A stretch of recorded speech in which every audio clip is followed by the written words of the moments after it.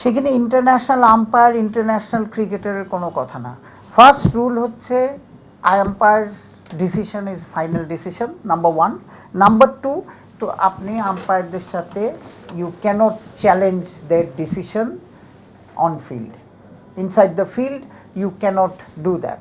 এটা তো actually unacceptable, কারণ আমরা সবাই জানি এটার সারা ওয়ার্ল্ডে কি হয়, যে আপনি আম্পায়ারের ডিসিশনের উপর কথা বলতে পারবেন না। আপনি আইপিএল দেখেন আর টেস্ট ম্যাচ দেখেন আর ইয়েতে দেখেন, আপনি যদি একটু কিছু শো করেন সেটার আগেনস্টেই আপনার চলে। এটা তো আরও গহিত অপরাধ, যে you are challenging and continuously you have challenged ফিল্ডে, যে এটা তারা চ্যালেঞ্জ করেছে। So it is not acceptable. And according to the code of conduct, হ্যাঁ, যে প্লেয়ারদের আমরা যেটা দিই, যেটার যেই কোডের মধ্যে দিয়ে আমরা চলি, সেই কোডে স্পেসিফিক লেখা আছে কোনটার জন্যে কী শাস্তি।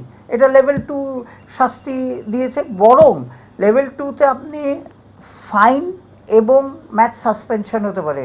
আমার তো মনে হয় যে আমাদের ম্যাচ রেফারি নমনীয় ছিল বলে ফাইন অ্যান্ড এটা একদম হাইস্ট লেভেলেরও ব্রিচ করেছে। তো সুতরাং এইসব নর্মস অ্যান্ড কোড এগুলি কিন্তু আইসিসি থেকে দেওয়া হয়েছে, যেটা আইসিসি ফলো করে, আমরাও কিন্তু এটা ফলো করা হয়েছে। তো আপনি যদি আমাদের কোড অফ কন্ডাক্টটা প্লেয়ারদের এবং ম্যাচ রেফারি যেটা ফলো করে সেটা যদি দেখেন, তাহলে হি হ্যাজ ব্রিচড ইয়েতে। অ্যান্ড ক্রিকেটের জন্যে, ইয়াং একটা প্লেয়ার, ক্রিকেটের জন্যে, তার ভবিষ্যতের জন্যে this is not acceptable, and player হিসেবেও করা উচিত। এটাও কোড অফ কন্ডাক্টটা আপনারা দেখেন 7.2 যে পয়েন্টটা আছে ওইখানে কিন্তু ক্লিয়ারলি লেখা আছে। আপনারা এটা অ্যাভেলেবল, আপনারা চাইলেও আমাদের আম্পায়ার্স ডিপার্টমেন্ট থেকে দিয়ে দেওয়া হবে।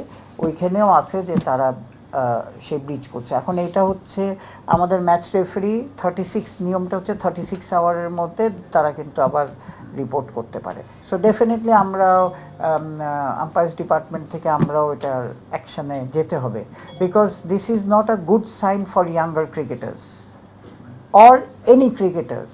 হ্যাঁ, এটা আপনাদের বুঝতে হবে যে আমাদের এটা হচ্ছে পুরা ক্রিকেট ফ্রেটার্নিটির একটা ইমেজ।